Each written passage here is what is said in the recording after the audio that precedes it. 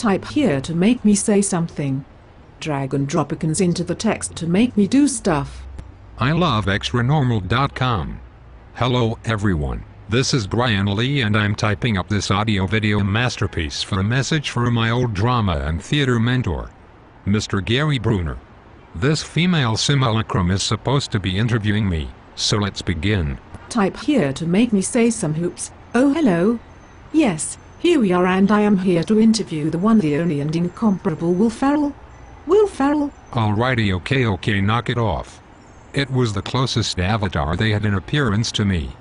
Besides, I had an old boss at a previous restaurant I worked at say I looked a lot like him, so there you go.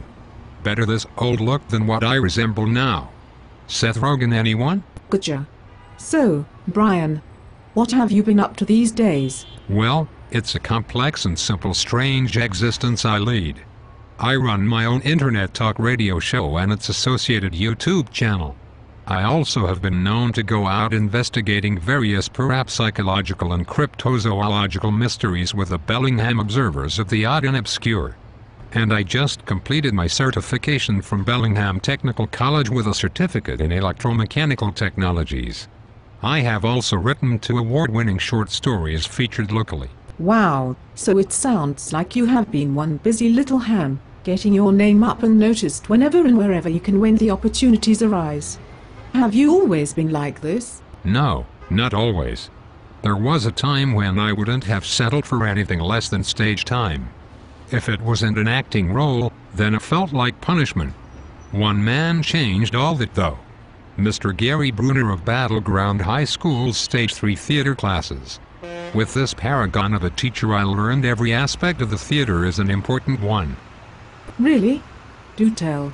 I know you starred as Percy in The Miracle Worker, as a photographer and later Uncle the Pig in Charlotte's Web, was assistant sound guy in musical comedy Murders of the 1940s, and your peak role as Tom Snout, a rude mechanic in Midsummer Night's Dream. In that time it did befall that Tom Snout by name also presented a wall.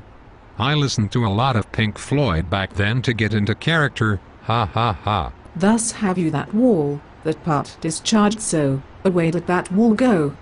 Ha ha ha. So basically you learned a lot from Mr. Gary Bruner in your time in theater? The remedy there, my lady, is to listen and learn. Walls such as I were very willful to hear without warning, ha ha ha. I think I learned what I needed to at the time and pushed past the rest.